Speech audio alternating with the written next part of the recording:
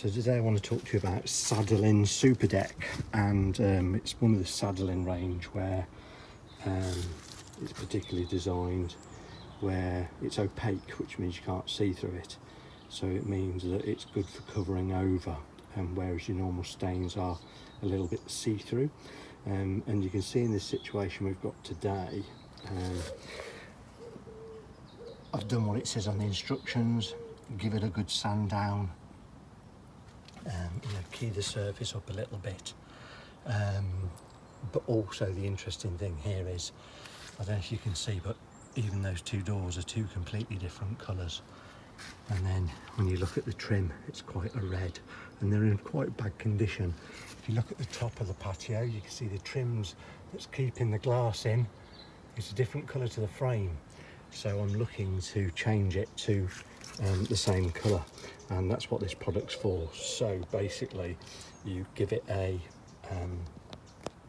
good rub down, get rid of all the flaky stuff.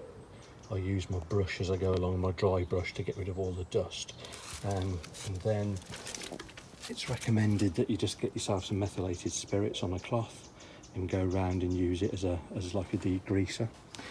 And what I'll show you is how it's changing the colour of this as I go along. So if you look what we've got to do here, you can see that the trims are very orange and the frame is very, very dark. Okay, and what we're doing is we're changing it so it's all the same colour. So it's great at covering up. Here we've got really dark. That's one coat. Okay, you can see how good it covers. And here, when I finish that, you won't be able to tell the difference between the two types of wood.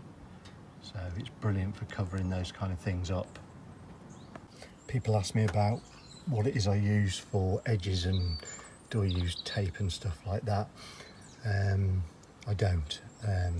You can see we've got a groove in the wood, and we've got the edges, and what I use is a sash brush. If you can see that point there. So it's quite got quite a pointy end, so if you want to get into the groove, sorry, trying to film and paint, it'll go right in the groove. But the other thing it's good for as well, takes a bit of practice, see if I can do it and paint at the same time, goes in all the corners nicely, and you can literally paint straight down the edge like that. Okay, so it's good for drawing straight lines with.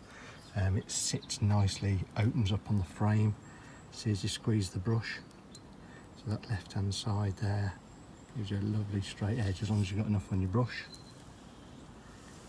Gives you a lovely straight line, no tape needed. That's a sash brush. The other thing I use while I'm up here, see if I can get hold of it, handy paint pail. Love it, magnetises the brush onto the back so it doesn't sit in your paint. It's got a liner in it that you can throw away after you've used it. It's called a handy paint pal. I'll leave a link to it in the description. Got a handle, you can either hold the handle or put your hand through the handle and hold the tub. Of course the advantages over a paint can is that the loop of the lid is not in your way. A handy paint pail. So just a quick update, you can start to see now these are starting to look a bit more uniform. Still got some old and new there just to give you the contrast. But if you stand back, multicoloured windows are no longer multicoloured. It's all starting to come together looking like one window frame. It shows you how it can cover it up